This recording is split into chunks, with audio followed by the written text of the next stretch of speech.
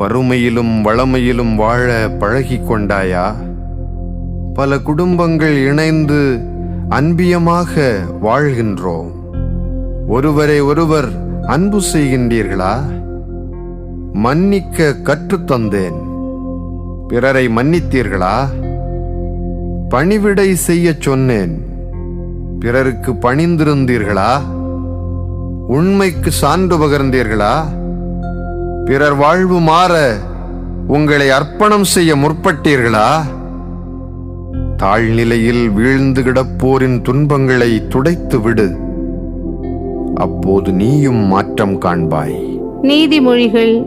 வளமுடன் இருக்கும் பாவிகளைப் போல நீயும் இருக்க வேண்டுமென்று ஏங்காதே. ஆண்டவரிடம் எப்போதும் அச்சமுள்ளவனாயிரு.